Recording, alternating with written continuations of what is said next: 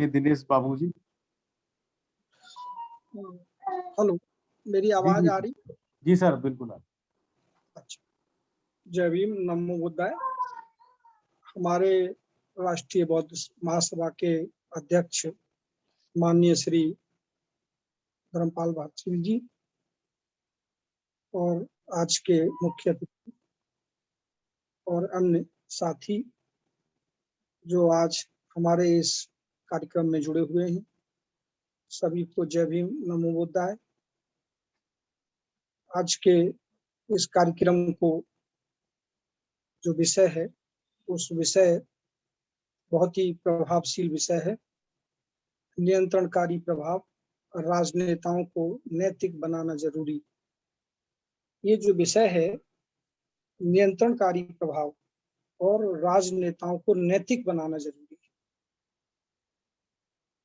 विषय से ऐसा प्रथम दृष्टया प्रतीत होता है कि आज के परिवेश में अगर राजनेता अगर नैतिक बन जाता है तो निश्चित रूप से देश और समाज का विकास होगा। क्यों होगा? क्योंकि हमारे जो राजनेताएं हैं वह ऐसे कर्मशील, धर्मशील, प्रभावशील और व्यक्तित्व के धनी ऐसे व्यक्ति जो राजनेता बने हैं, वो किसी न किसी प्रभाव में, दबाव में या किसी मजबूरी वश या अपनी बेसिक आवश्यकताओं को पूरा करने के लिए या अपने परिवार के लिए धन जुटाने के लिए कार्य करते हैं। ऐसे कार्य को किस प्रकार से अगर रोका जा सकता है, इस पर बहुत कुछ कह सकते हैं हम, लेकिन आज के जो दैनिक जागरण अखबार है उसमें एक लेख निकला है जो प्रोफेसर निरंजन कुमार जी ने लिखा है, दिल्ली यूनिवर्सिटी के प्रोफेसर हैं, और उन्होंने एक विशेष बात उस आर्टिकल में कही है।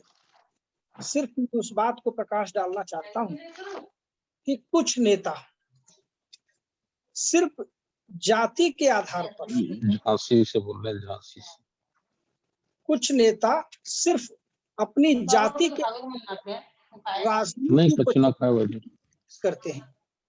तो जाति के आधार पर हम ये कहते हैं, जिसके दिमाग में जाति और धर्म की अगर बात आ जाती है तो वह अच्छा राजनेता नहीं बन सकता है, क्योंकि जाति पर्टिकुलर एक कम्युनिटी और कास्ट को ही बिलोंग करता है, और राजनेता से एक समाज जो बहुत कहते हैं ना पूर्ण संपूर्ण समाज, उससे आशा और ये उम्मीद रखता है कि वो निश्चित रूप से समाज के सर्वहित में कार्य करेगा, और ऐसा सर्वहित में कार्य करेगा जिससे संपूर्ण समाज का भला होगा। और संपूर्ण समाज का जब भला होगा तो निश्चित रूप से हमारा देश उन्नत करेगा और उन्नतशील बनेगा। उसमें कुछ दलों को, जैसे हम कह सकते हैं कि आज की जो वर्तमान गवर्नमेंट है और जहां आज जो व्यवस्था चल रही है कि जाति के आधार पर जनगणना की जो बात कर रहे हैं हम, और क्योंकि 2019 में एक एक्ट आया था, नागरिकता संशोधन अधिनियम, उस नागरिकता संशोधन अधिनियम में ये बात कई बार बात उठ गई थी और कई बात कुछ दलों ने निश्चित रूप से इसका विरोध किया था, और विरोध इतना ज्यादा हो गया था कि इंटरनेशनल लेवल पर इस इशू की चर्चा होने लगी थी। क्योंकि आज की जो परिवेश है, तो आज का परिवेश है वो नियंत्रणकारी प्रभाव और राजनेताओं को नैतिक बनाना बहुत जरूरी है। अगर हमने इस पर कंट्रोल नहीं किया तो निश्चित रूप से आने वाला समय हमारे लिए अच्छा नहीं हो सकता। अगर हम बात करते हैं इन सारे पॉइंट पर कि भाई जो नियंत्रणकारी प्रभाव है और राजनेताओं को कैसे नैतिक बनाना जरूरी है, इस पर मैं कुछ फॉर्मूलास जिसको कह सकते हैं कि कुछ अपने विचार जिनको कहा जाए के कुछ ऐसे आइडियाज में रख रहा हूँ, वे भी शायद लोगों को समझ में आएंगे और निश्चित रूप से वो लाभकारी होंगे। कि आज का जो परिवेश है, भारत का संविधान हमारा एक महत्वपूर्ण कानून है और संविधान में जो विशेषताएं दी गई हैं वो बहुत ही अद्वितीय विशेषताएं हैं। और भारत का संविधान निश्चित रूप से, Indian constitution is the best constitution in the world. Indian democracy is the best democracy in the world. कि भारत की जो लोकतांत्रिक व्यवस्था है वो बहुत ही विश्व में सबसे अनूठी व्यवस्था है। और आज हम स्वतंत्रता की बात करते हैं, इंडियन इंडिपेंडेंस एक्ट जो 1947 में आया था, उस इंडियन इंडिपेंडेंस एक्ट में जो हमें फ्रीडम मिली है वो फ्रीडम हमें रेस्ट्रिक्टेड है, प्रतिबंधित फ्रीडम जिसको कह सकते हैं। Some people are say that कि दिस इज द इविल, कि भाई 2 Anglo Indian member of parliament sit in the Indian parliament, कि भारतीय संसद में 2 एंग्लो इंडियन बैठते हैं और पूरी रिपोर्ट बना करके वो ब्रिटेन को भेजते हैं। ये कुछ लोगों का ये मानना है और ये बात बिल्कुल संविधान के तहत सही भी है। इस बात को अगर हम करते हैं कि भाई राजनेता आज हमारे अगर सही हो जाते हैं और इस पर विचार कर लेते हैं, तो आज का जो हमारा पॉइंट है जिसमें हम नियंत्रणकारी प्रभाव और राजनेताओं को नैतिक बनाना जरूरी, तो उसमें पहला पॉइंट हम कहेंगे मल्टीप्लिसिटी ऑफ पॉलिटिकल पार्टीज। आज जो पार्टीज की जो बात करते हैं कि एग्जिस्टेंस में 2 और many political parties has railed the enable the governments to even the created the problem, the formulas the government, a number of state government has the failing to the multiple choice of the parties। कि बहुत सारी पार्टियां हैं जो voters है वो निर्णय नहीं ले पाते कि हम किधर जाएंगे और कहाँ जाएं और कहाँ नहीं जाना चाहिए। तो ऐसी स्थिति में जो है नियंत्रणकारी प्रभाव जो है राजनेताओं पर नहीं बन पाता है। दूसरी अगर हम बात करते हैं कि इविल ऑफ डिफेक्शन की, अगर हम बात करते हैं कि इविल ऑफ डिफेक्शन, कि the evil of defection has been the threatening of the very basis of the parliamentary system, so resolving the unstable government. कि अगर ऐसी, चूंकि आज की परिस्थितियां ऐसी हैं कि अगर एक किसी सरकार को अगर लंबे समय तक रहना है तो ये कहाँ रहने पाती है। तो ऐसी सिचुएशन में अगर हम बात करते हैं कि सिचुएशन जो 52 का एक अमेंडमेंट आया था भारतीय संविधान में, और उस 52 के अमेंडमेंट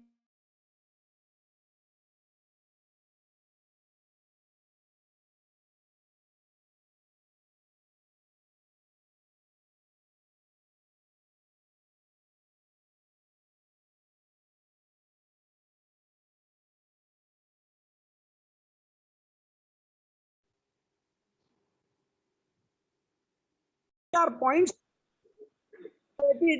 टू नियंत्रणकारी प्रभाव, कि हमने 2-3 पॉइंटों को ऊपर के डिस्कस कर लिया कि भाई मल्टीप्लिसिटी ऑफ पॉलिटिकल पार्टीज और इविल ऑफ डिफेक्शन और lake of leadership in national parties. कि आज का जो परिवेश है जिसमें लीडरशिप की जो लेक ऑफ यूनिटी और कोहेसिवनेस और नेशनल पार्टीज में जो प्रॉब्लम है वो क्यों प्रॉब्लम है, इसका एक सबसे बड़ा है कि नियंत्रण नहीं है, कंट्रोल नहीं है, हमारा इफेक्ट नहीं है राजनेताओं पे। अगर कंट्रोल है, जैसे मास्टर की, हमारे मानवर काशीराम साहब कहते थे कि भाई कि अगर मास्टर चाबी जिसको कहते हैं ना पॉलिटिकल में, जिसके हिस्सेदारी है वो सब कुछ उसके पास है। तो आज का जो परिवेश है जो निश्चित रूप से आज लेक ऑफ लीडरशिप की कमी है, क्योंकि आज जो पॉलिटिकल जो पार्टीज हैं वहाँ कोई ना कोई अच्छे बंदों की जरूरत है, क्योंकि अच्छे बंदे होंगे तभी हम उस पर नियंत्रणकारी और ऑनेस्ट पर्सन, डेडिकेटेड पर्सन होंगे, तभी हम उसको कर सकते हैं।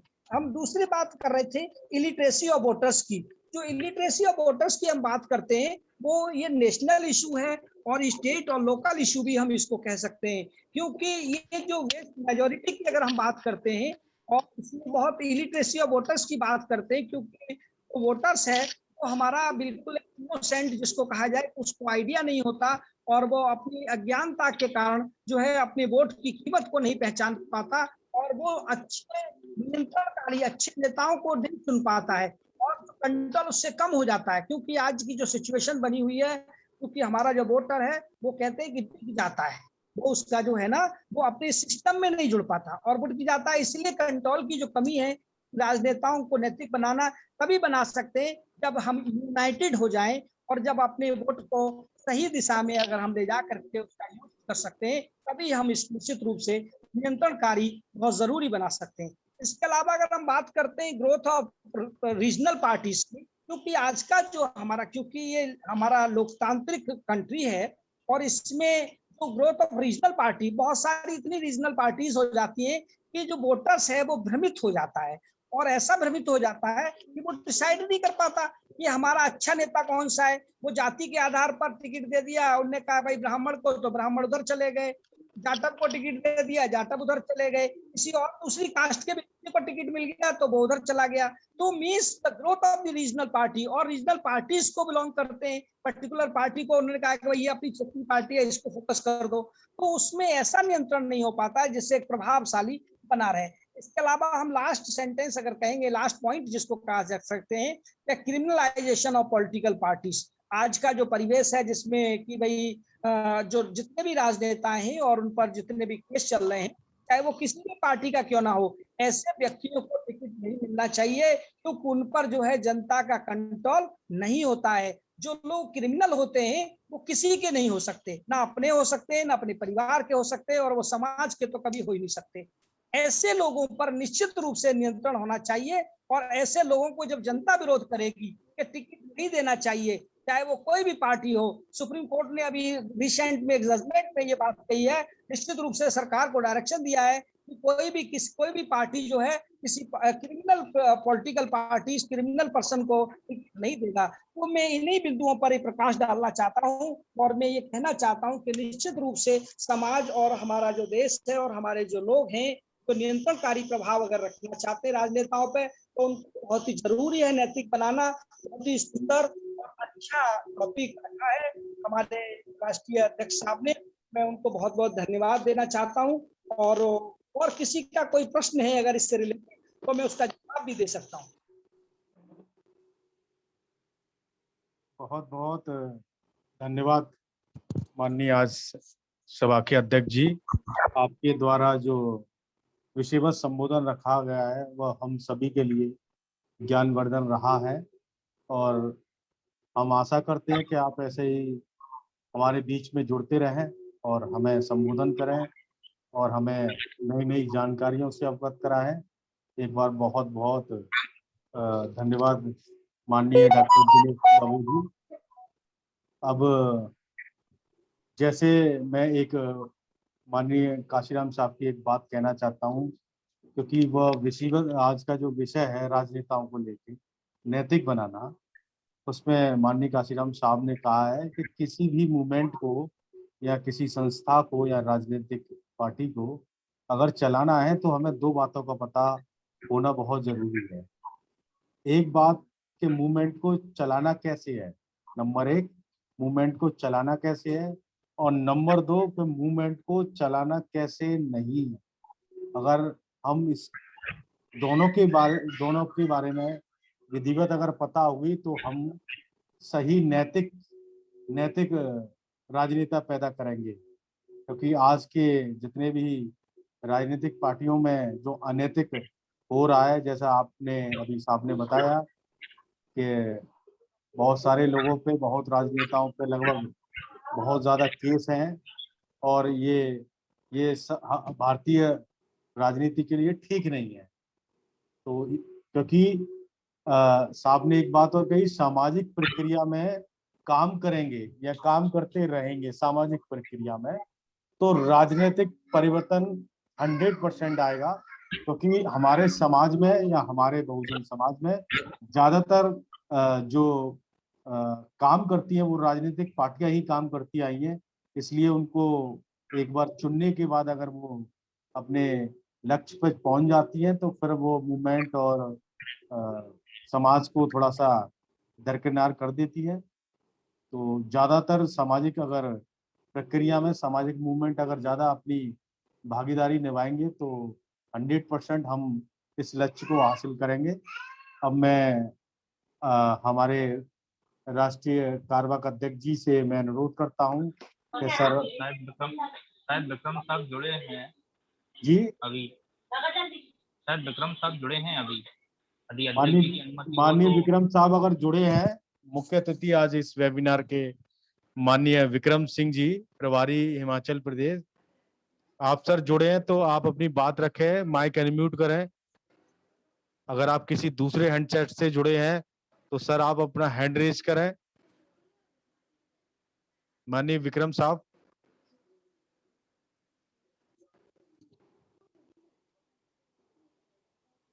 मुकेश बॉस जी कहीं दिख रहे हैं आपको सर? नाम तो हो रहा है विक्रम साहब का। माइक अनम्यूट कर लीजिए साहब, मैंने आपको परमिशन दिया है। माननीय विक्रम सिंह जी, प्रभारी हिमाचल प्रदेश। सर आप अगर जुड़े हैं और मेरी बात सुन रहे हैं सर, आप अपना माइक अनम्यूट करें और अपनी बात रखें। माननीय विक्रम सिंह जी।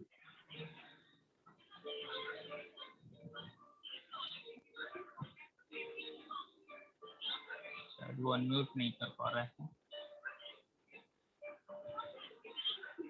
माननीय विक्रम सिंह जी, सर अगर कोई जुड़े हैं लेकिन वो अनम्यूट नहीं हो पा रहे हैं। विक्रम सिंह।